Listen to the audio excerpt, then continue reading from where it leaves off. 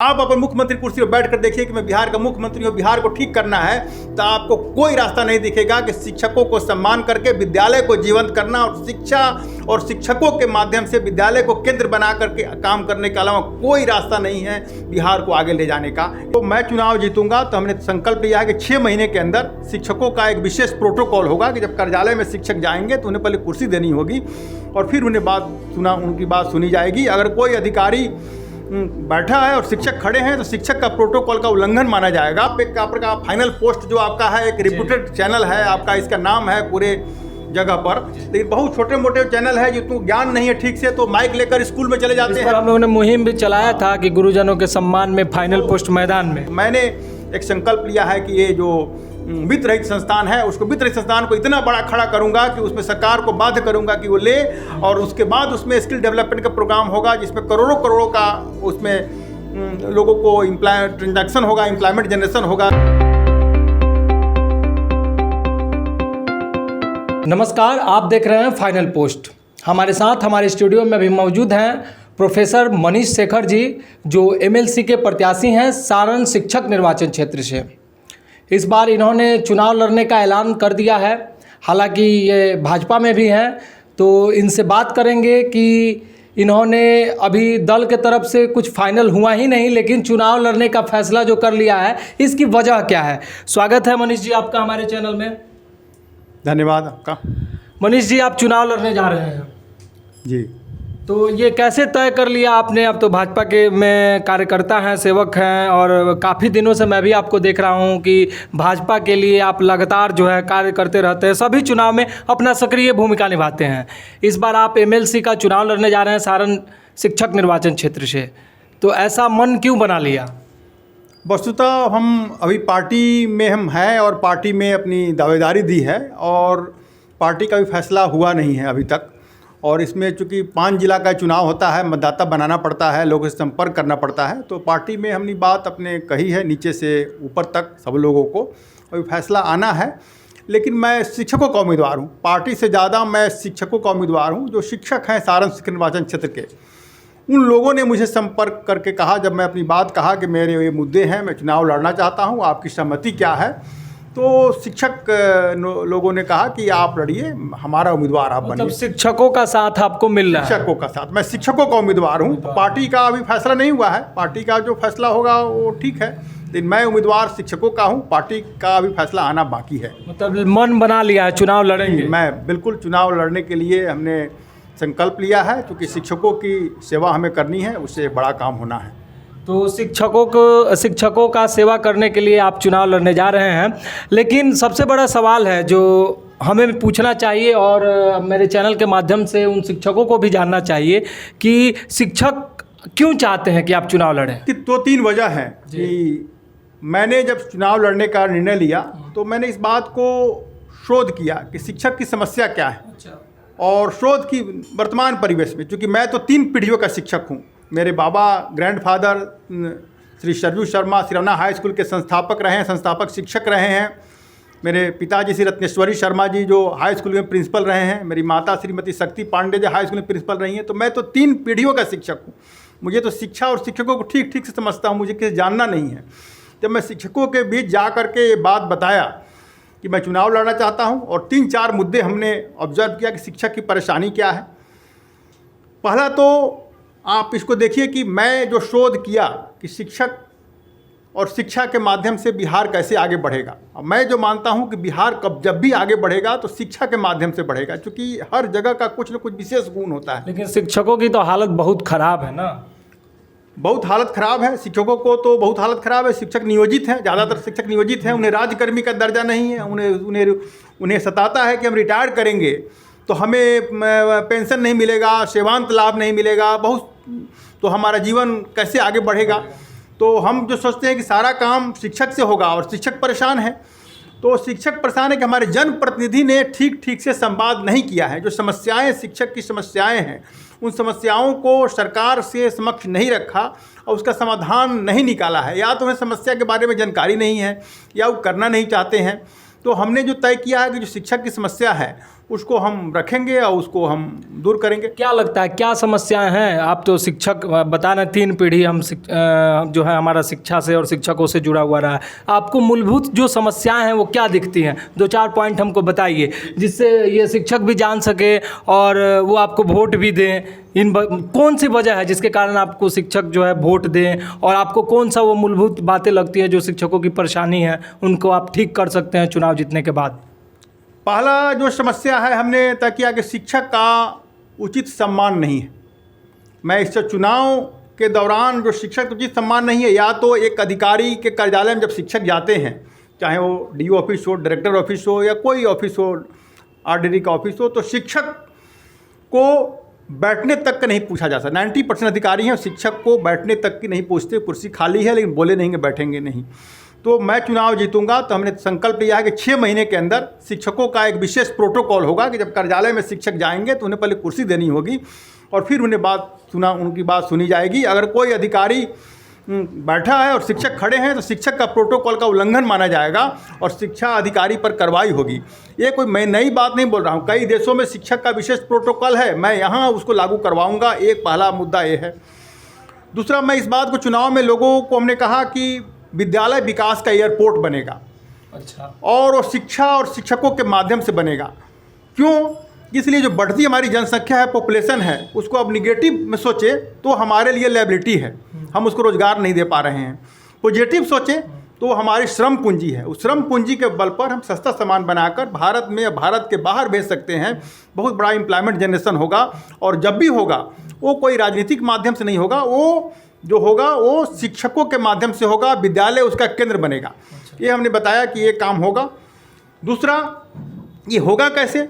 ये skill development programme से होगा। जैसे महात्मा गांधी के समय में अगर विद्यालय में कोई बच्चे 1 घंटा अगर कोई स्किल डेवलपमेंट प्रोग्राम चलता है तो विद्यालय में प्रशिक्षण एवं जो है सो प्रोडक्शन का केंद्र बनेगा और उससे बच्चों को इनकम होगा, पढ़ाई के साथ कमाई होगा। बहुत सारे बच्चे जो गार्जियन को खेत में काम करने जाते हैं, मवेशी के काम करते हैं, वो पढ़ने नहीं आते, गरीब मजदूर के किसान जो स्किल डेवलपमेंट का कार्य डेवलपमेंट का काम भी होगा। क्योंकि विद्यालय में आपको पत्रकार के रूप में आपको पता होगा कि विद्यालय में बच्चे नहीं जा रहे हैं। वो इसलिए नहीं जा रहे हैं कि वो घर के घरेलू काम में चले जाते हैं, या मिडिल क्लास के बच्चे हैं वो कोचिंग करने चले जाते हैं या दूसरे राज्यों में चले जाते हैं। तो हमने कहा आपको कि जो हमारी जो आगे बढ़ने का रास्ता है वो शिक्षा है, इसलिए कि हम शिक्षा में विश्व गुरु रहे हैं। पूरे दुनिया के लोग बिहार में शिक्षा ग्रहण करने आते थे। अब हमारे बच्चे बैग लेकर दूसरे राज्यों में जा रहे हैं, कोटा जा रहे हैं, मुंबई जा रहे हैं। तो इसको आप रोक पाइएगा? इसलिए रोक पाएंगे कि जो आपने हम रिसर्च किया है कि जो बच्चे पढ़ने जा रहे हैं वो बच्चे 60% बच्चे बिहारी हैं और 60% टीचर बिहारी हैं। पढ़ने वाला बिहारी, पढ़ाने वाला बिहारी, कोई एंटरप्रेन्योर खोल कर बैठा हुआ है। तो चीज़ें ठीक करने का मुझे हुनर है। मैं बड़े एक अकेला इतना बड़ा ये जो साम्राज्य खड़ा है, कैसे इसको ध्वस्त कर पाइएगा? जो बिहार से बच्चे कूच कर जा रहे हैं बाहर पढ़ने, इसको आप हमने कहा ना कि शिक्षकों का मनोबल बढ़ाना होगा। पहले शिक्षक की सम्मान सरकार के माध्यम से शुरू होगा। दूसरा, हमें शिक्षक का सम्मान मिलेगा। शिक्षक को आपने सुना होगा कि आप एक आपका फाइनल पोस्ट जो आपका है, एक रिप्यूटेड चैनल है आपका, इसका नाम है पूरे जगह पर, लेकिन बहुत छोटे मोटे चैनल है जिनको ज्ञान नहीं है ठीक से, तो माइक लेकर स्कूल में चले जाते हैं। हम लोगों ने मुहिम भी चलाया था कि गुरुजनों के सम्मान में फाइनल पोस्ट मैदान में, तो टीचर को एक तरह से वो डिप्रेस करते हैं। तो उनको पता नहीं है कि टीचर को निजी से पेश आते हैं, मिलेगा नहीं। टीचर तो एक नियोजन प्रक्रिया के तहत आए हुए हैं। हो सकता है कि बहुत बातें लोग जरूरत में नहीं है, वो चीज़ कोई भूल जाते हैं, इसका अर्थ थोड़े उनको ज्ञान नहीं है, वो गलत चीज़ों को प्रश्रय देते हैं। तो टीचर का सम्मान उसको कोई पूछने वाला नहीं है। भाई शिक्षक का तुम अपमान क्यों कर रहे हो? गुरु जो है, गुरु की को जांच पर नहीं चढ़ाया जा सकता। गुरु को समर्पण से काम होगा, उनको समर्पण से ही ज्ञान मिलेगा, उनके जांच से नहीं होगा। चाहे वो आध्यात्मिक गुरु हो या शैक्षणिक गुरु हो, अपने आप को सर झुकाएंगे तभी जाकर मिलेगा उनको। इस तरह से वो कोई टेस्ट लेकर के जो है आप बदनाम नहीं कर सकते, टेस्ट लेकर बदनाम नहीं कर सकते। तो वो हमने कहा ना कि आपको, अब देखिए आपको मैं बताता हूँ दूसरी समस्या आपको शिक्षक क्या है कि एक जो है सो वित्त रहित संस्थान है कि वित्त रहित संस्थान जो करोड़ों की संपत्ति जन सहयोग से लोग उसको खड़ा किए हैं। वहाँ बड़ा ज़मीन है, एक विद्यालय को 5 एकड़ 6 एकड़ 10 एकड़ तक ज़मीन है, इंफ्रास्ट्रक्चर बने हुए हैं, प्रयोगशाला है, शिक्षक हैं, और सरकार कहती है कि उसमें अनुदान के नाम पर अनुदान भी नहीं मिल रहा है। उन शिक्षकों को करीब जो है 7 साल 8 साल तक अनुदान नहीं मिला। कैसे परिवार चल रहा है, कैसे उनके बच्चे पढ़ रहे हैं, 3 पीढ़ियां जिसमें खप गई, जिसको पढ़ाने में, शिक्षा दान देने में। उसमें सरकार को सुनने वाला नहीं है। हमारे प्रतिनिधि ने बताया नहीं कि भाई 8 साल से जिसको अनुदान 1 रुपया नहीं मिला है उसका कैसे अपना परिवार कैसे चलाता है, उसके बच्चे कहाँ पढ़ते होंगे, कैसे खाते होंगे। एक संवेदनहीनता है। संवेदनहीनता के कारण जो है सो बिहार पिछड़ रहा है। जो संवेदनहीन लोग हैं, जो अपनी बात में चक्कर में रहते हैं और समाज को कैसे आगे ले जाना है, ये हमारे प्रतिनिधि कभी सोचा नहीं है। तो मैंने एक संकल्प लिया है कि ये जो वित्त रहित संस्थान है, उसको वित्त रहित संस्थान को इतना बड़ा खड़ा करूंगा कि उसमें सरकार को बाध्य करूंगा कि वो ले, और उसके बाद उसमें स्किल डेवलपमेंट का प्रोग्राम होगा जिसमें करोड़ों करोड़ों का उसमें लोगों को ट्रांजैक्शन होगा, एम्प्लॉयमेंट जनरेशन होगा जो स्किल डेवलपमेंट के माध्यम से। तो शिक्षक को एडिशनल भी कमाई होगी, गार्जियन ही कमाई होगा। तो जैसा कि मनीष जी ने अभी बताया, वित्त रहित शिक्षकों के लिए या जिस तरह से कार्य करेंगे, तो हम भी इस मुहिम को जारी रखेंगे। फाइनल पोस्ट के तरफ से ये मुहिम वित्त रहित शिक्षकों के लिए जारी रहेगा और हमें आशा और उम्मीद है कि मनीष जी का भी सहयोग उसमें हमको मिलता रहेगा। जिस तरह से हमने मुहिम चलाया था, उस मुहिम को हम फिर से जारी करने जा रहे हैं, फिर से उसको हम आगे बढ़ाने की ओर अग्रसर हैं। और उस गुरुजनों के सम्मान में फाइनल पोस्ट मैदान में, उसमें अब हम वित्त रहित शिक्षकों का मुद्दा हमेशा उठाते रहेंगे और आपके सामने लेकर के आते रहेंगे। तो ये 5 जिलों का जो चुनाव है, इसमें आप कैसे मदद कर पाइएगा? बिल्कुल, ये आपका अच्छा प्रश्न है कि 5 जिले का चुनाव है। जब भी मैं इस चुनाव में आया तो हमने सोचा कि 1-2 प्रखंड का विधायक लोगों को संतुष्ट नहीं कर पाता है। मैं 8 पार्लियामेंट्री कंस्टिट्यूंसी का प्रतिनिधि बनने जा रहा हूँ। चुनाव जब शिक्षकों का मुझे आशीर्वाद प्राप्त होगा तो मैं उनकी सेवा कैसे करूँगा। तो मैं आपको बताऊं कि 2 हमने मास्टर प्लान तय किए हैं। अच्छा। एक मास्टर प्लान है, एक अखिल भारतीय अभिभावक शिक्षक संघ है जिसका मैं राष्ट्रीय अध्यक्ष हूं, जिसका प्रत्येक पंचायत में से लेकर के हर स्कूल से लेकर के प्रखंड में और जिला स्तर पर, प्रदेश स्तर पर इसका विस्तार किया जाएगा। मुखर गार्जियन का काम क्या होगा? मुखर गार्जियन, अभिभावक और टीचर का एक संघ होगा। जो अभी टीचर को आना पड़ता है डीओ ऑफिस में कि काम के लिए, उनको नहीं आना पड़ेगा। वो मुखर गार्जियन होगा, वो आप पढ़ाने का काम करिए। आपका काम पेरेंट्स चक्कर काटेंगे कार्यालय में दबाव देकर, जैसे भी हो काम करा कर ले आएंगे, वो पेरेंट्स का काम होगा। और जो गांव में एम्प्लॉयमेंट जनरेशन होगा, शिक्षक और पेरेंट्स से मिलकर के, वो एक बड़ा काम होगा स्किल डेवलपमेंट में, इसके माध्यम से। दूसरा मैं आपको बताऊं कि एक जिसे मैं RT इंस्टीट्यूट ऑफ इंडिया, जिसका मैं अध्यक्ष हूं, और हमने यहाँ जो डिग्री कॉलेज खोला है महात्मा गांधी के नाम से, महात्मा गांधी अंतर्राष्ट्रीय विद्यापीठ डिग्री कॉलेज, तो खास करके RT इंस्टीट्यूट ऑफ इंडिया नई दिल्ली, जिसका मैं अध्यक्ष हूँ, उसके माध्यम से हमने एक लोक समाधान कार्यक्रम शुरू करवाया है। लोक समाधान कार्यक्रम में क्या होगा कि 15 लोगों की कमेटी होगी, हर पंचायत, वार्ड और गांव से लेकर के जिला प्रदेश तक, जो चीज़ों को बताएगी, सरकार की योजनाओं की जानकारी देगा, राज्य सरकार की, भारत सरकार की, या उसको लाभ लेने के तरीके बताएंगे। कोई गड़बड़ी है, जो भ्रष्टाचार है, जो कार्यालय में व्याप्त भ्रष्टाचार है, उसको निपटने के लिए हम लोग प्रशिक्षण देंगे। और उनको, वो लोग जो है सब प्रशिक्षित लोग होंगे तो वो समस्या का समाधान कर पाएंगे। जैसे आप देखिए, कोई गंदगी है, गड़बड़ी है, कोई कूड़ा नहीं फेंक रहा है, तब नाक दबाकर चले जाते हैं कोसते हुए कि काम नगर निगम नहीं कर रहा है, या मुखिया काम नहीं कर रहा है, वार्ड काउंसिलर काम नहीं कर रहा है, ये इतना तक हम छोड़ देते हैं घर में चर्चा करके या मित्रों को करके। तो जो लोक समाधान की कमेटी होगी, वो उचित प्लेटफॉर्म पर बताएगी। वार्ड काउंसिलर को बोलेगा कि आपके वार्ड में काम नहीं हो रहा है, मुखिया को बोलेगा आपका ये काम नहीं हो रहा है, वो बताएगा। और नहीं मानेंगे तो अफसर को बोलेगा, MLA को बोलेगा, MP को बोलेगा। ये बड़ा काम होगा।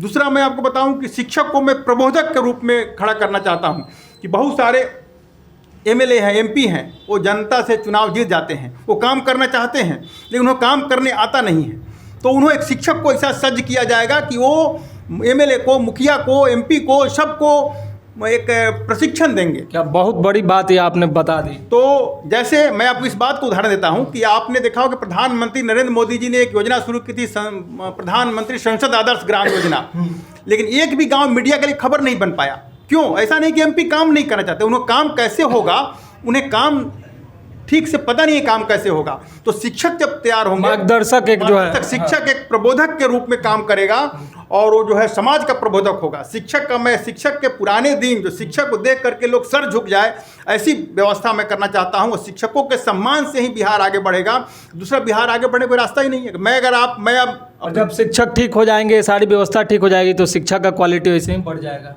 दूसरा कोई रास्ता नहीं है। बिहार को अगर आंख बंद करके अगर मैं अपने आप को मुख्यमंत्री कुर्सी पर बैठा पाता हूं कि मैं बिहार का मुख्यमंत्री हूं, मुझे चीज़ें ठीक करनी है, आप अपन मुख्यमंत्री कुर्सी पर बैठ कर देखिए कि मैं बिहार का मुख्यमंत्री हूं, बिहार को ठीक करना है, तो आपको कोई रास्ता नहीं दिखेगा कि शिक्षकों को सम्मान करके विद्यालय को जीवंत करना और शिक्षा और शिक्षकों के माध्यम से विद्यालय को केंद्र बना करके काम करने के अलावा कोई रास्ता नहीं है बिहार को आगे ले जाने का। इसलिए हमारे पास विकल्प नहीं है, हमारे पास अंतिम विकल्प यही है शिक्षा और शिक्षकों के सम्मान से और विद्यालय को विकास का केंद्र बनाकर आगे बढ़ने का।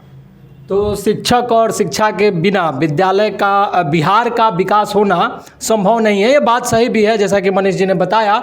तो मनीष जी को हम बहुत बहुत बधाई देंगे कि वो एमएलसी का जो सारण शिक्षक निर्वाचन क्षेत्र से चुनाव लड़ रहे हैं, उनको हम बधाई देंगे कि आप बड़ी मेहनत कीजिए, खूब मेहनत कीजिए और चुनाव लड़िए और जीतिए भी। और उसके बाद ये जो तमाम मुद्दे हैं आपके, इसको धरातल पर उतारिए। रही बात वित्त रहित शिक्षक की, तो उसके लिए फाइनल पोस्ट हमेशा आपके साथ खड़ा रहेगा और हम भी आपकी सहयोग की कामना करते हैं आने वाले समय में। तो बने रहिए आप हमारे साथ, देखते रहिए फाइनल पोस्ट। बहुत बहुत धन्यवाद, आपको भी बहुत बहुत धन्यवाद मनीष जी। धन्यवाद फाइनल पोस्ट को, आपकी पूरी टीम को।